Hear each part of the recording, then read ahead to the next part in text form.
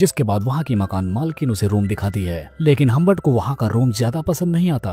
और जब वो घर के पीछे बागीचे की तरफ जाता है तब वहाँ पर उसकी मकान मालकिन की लड़की तो उसे जरूर पसंद आ जाती है, क्योंकि वो लड़की सिर्फ 14 साल की होती है और वो पानी से पूरी तरह से भीगी हुई थी। और उस लड़की को देखने के बाद हम्बर्ट को अपनी जवानी याद आ जाती है और उसे देखने के बाद उसके पुराने प्यार एनाबेल की याद आ जाती है। अब जब हम्बर्ट अपने ख्याली पुलाव से बाहर आता है तब वो लड़की उसे जब देखती है तो वो उसके प्यार में पड़ जाता है। अब यहाँ से हम्बर्ट इसी घर में रहने का फैसला कर लेता है। अब हम देखते हैं जब हम्बर्ट यहाँ पर रहता है तो लोलिता उसके आसपास रहती है। हालांकि लोलिता बहुत छोटी है लेकिन वो हम्बर्ट के इरादों को अच्छे से समझती है और वो उसके इस कारनामे को कोऑपरेट भी कर रही थी। जिसके बाद हम देखते हैं वो भी खुलेआम हम्बर्ट से फ्लर्ट करने लगती है और हमेशा हम्बर्ट के आसपास ही रहना वो पसंद भी करती है। कभी कभी तो लोलिता उसकी गोद में भी बैठ जाया करती है। अब यहाँ पर हम एक और बात देखते हैं कि लोलिता की मॉम हेज भी हम्बर्ट को मन ही मन पसंद करने लगती है। अब यहाँ पर हम देखते हैं कि हेज चाहते हैं कि वो हम्बर्ट पर डोरी डाल सके, लेकिन उसकी बेटी रुकावट बन रही थी जिसकी वजह से वो उसे समर कैंप में भेजने लगती है। लेकिन जब लोलिता समर कैंप जा रही होती है तभी वो दोबारा अपने कार से उतरकर भागकर हम्बर्ट के पास आ जाती है और उसके ऊपर कूदकर उसे हक करते हुए किस कर लेती है। अब हम देखते हैं लोलिता जब चली जाती है तब हेज भी हम्बर्ट को एक खत लिखती है जिसमें वो कहती है कि क्या वो उससे शादी कर लेगा और अगर हम्बर्ट इस बात से मना करता है तो उसे ये घर छोड़ देना पड़ेगा।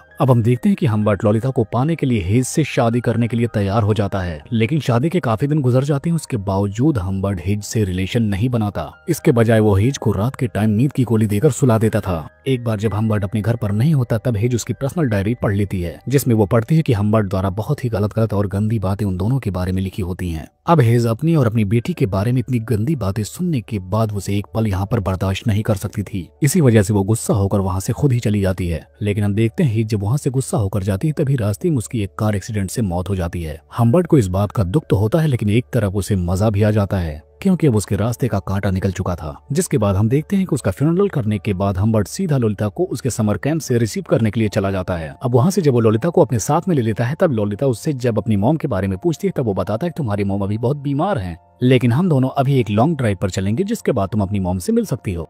तब हम्बर्ट लोलिता से वहाँ चलने के बाद कहता है कि हम दोनों जल्द ही एक रूम लेंगे जहाँ पर पूरी रात ठहरने के बाद हम लोग अगली सुबह तुम्हारी मॉम से मिलने चलेंगे। अब ये लोग जब होटल में होते हैं तब वहाँ पर लोलिता की मुलाकात एक कुल्टी नाम के आदमी से हो जाती है। हम जान पाते हैं कि ये शख्स बहुत ही ज्यादा अमीर होता है और उसे ऐसा करते हुए हम्बर्ट भी देख लेता है, लेकिन उन दोनों में कोई जान पहचान न होने की वजह से हम्बर्ट उसे इग्नोर कर देता है। अब अगले सीन में हमें दिखाया जाता है कि हम्बर्ट और लोलिता एक ही बेडरूम पर हैं और यहाँ पर ये दोनों पूरी रात एक दूसरे के साथ इंटीमेट होते हैं। अब अगली सुबह जब ये दोनों घर की तरफ रवाना होते हैं तब लोलिता उससे अपनी मॉम जिस हॉस्पिटल में एडमिट है वहाँ का नंबर मांगती है। तब यहाँ पर हम्बर्ट उसे सारी सच्चाई बताता है कि तुम्हारी मॉम की बहुत दिन पहले ही मौत हो चुकी है। अब ऐसी खबर सुनने के बाद लोलिता शॉक्ड हो जाती है और रोने लगती है। अब हम्बर्ट लोलिता को शांत करता है जिसके बाद वो लोलिता को लेकर एक लॉन्ग ड्राइव पर निकल जाता है और इस वक्त ये दोनों टूर करने के लिए अमेरिका की तरफ जाते हैं। और फिर रात होने के बाद ये दोनों एक होटल पर फिर से रुकते हैं जहाँ पर ये दोनों चरम सुख का आनंद लेते हैं। अब अगले सीन में हमें दिखाया जाता है कि हम्बर्ट अब अपने कॉलेज जाने लगता है जहाँ पर वो प्रोफेसर की जॉब कर रहा था और लोलिता भी अपने स्कूल वापस लौट जाती है। अब ये दोनों बाहर इस तरह से रहने लगते हैं कि कोई इन्हें देखकर ये नहीं कह सकता कि ये दोनों कपल हैं, लेकिन घर पे होने के बाद ये दोनों एक कपल की तरह ही बिहेव करते हैं। अब एक दिन हमें दिखाया जाता है हम्बर्ट लोलिता के स्कूल में उसका परफॉर्मेंस देखने के लिए जाता है, लेकिन जब वहाँ का परफॉर्मेंस खत्म होता है तब हम्बर्ट की नजर वहाँ पर मौजूद कुल्टी पर पड़ती है जो इंसान लोलिता को पहले ही एक बार होटल में मिल चुका था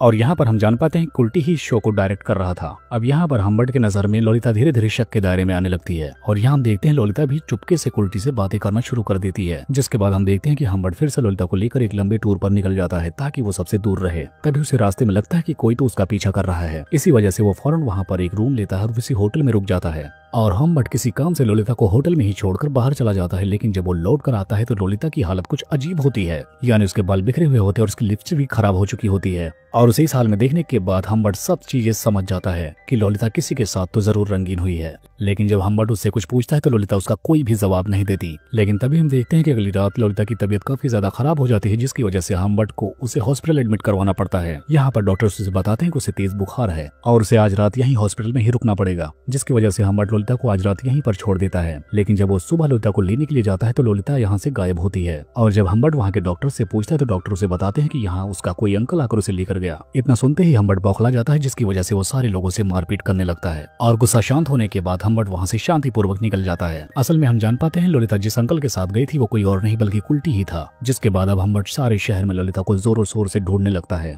बहुत ढूंढने के बाद भी हम्बर्ट को लोलिता नहीं मिलती जिसकी वजह से वो हार मान लेता है और अपनी जिंदगी जीने लगता है। अब हम देखते हैं कि हम्बर्ट को ललिता से दूर ही लगभग 3 साल हो चुके थे, लेकिन तभी अचानक से हम्बर्ट को ललिता का एक खत मिलता है जिसमें वो बोलती है कि उसे पैसों की बहुत जरूरत है और हम्बर्ट ही उसकी मदद कर सकता है। जिसके बाद हम देखते हैं कि हम्बर्ट उसकी जरूरत के मुताबिक पैसे लेकर उसकी तरफ निकल पड़ता है। अब हम्बर्ट जब ललिता के सामने पहुंचता है तब उसके पति रिचर्ड को देखता है, जिसके बाद वो ललिता से पूछता है कि क्या तुम इसी शख्स के साथ वो हॉस्पिटल से भागी थी, जिस पर ललिता इनकार कर देती है, बल्कि वो बताती है कि वो वहाँ से कुल्टी के साथ भागी थी। लेकिन जब वो कुल्टी के घर पर गई तब उसे पता चला कि कुल्टी ऐसी लड़कियों की अश्लील वीडियो बनाकर वायरल करता है और कुल्टी ललिता को भी इसीलिए लेकर गया था, जिसके बाद वो उसे लड़कों से इंटीमेट करवाना चाहता था ताकि वो उसका वीडियो बनाकर वायरल कर सके। लेकिन ललिता उसके इस ऑफर के लिए मना कर देती है और फिर एक वक्त ऐसा भी आता है कि ललिता उसकी कैद से खुद को रिहा कर लेती है और वहाँ से भाग निकलती है, जिसके कुछ महीनों बाद वो रिचर्ड से मिलती है और उसी से शादी भी कर लेती है। लेकिन यहाँ पर ललिता की इतनी बुरी हालात देखने के बाद हम्बर्ट उसे अपने साथ चलने के लिए कहता है, क्योंकि वो ललिता से अभी भी उतना ही प्यार करता है। लेकिन यहाँ पर ललिता उसे बताती है कि वो रिचर्ड के बच्चे की माँ बनने वाली है, जिसकी वजह से वो ऐसा कदम नहीं उठा सकती। जिसके बाद हम्बर्ट के पास कोई रास्ता न होकर वो ललिता को उसकी जरूरत के पैसे देकर वहाँ से चुपचाप निकल जाता है। लेकिन अब हम देखते हैं कि हम्बर्ट को लगता है कि उसकी सारी बर्बादी का जड़ कुल्टी है, जिसकी वजह से वो सीधा उसके घर पर पहुंचता है और अपनी गन निकालकर उसको लगातार शूट करके मार डालता है। जिसके बाद वो अपनी कार लेकर वहां से निकल जाता है और यहाँ पर हमें कहानी की शुरुआत वाला सीन दिखाया जाता है, जहाँ पर हम्बर्ट के चेहरे और शर्ट पर खून के धब्बे होते हैं।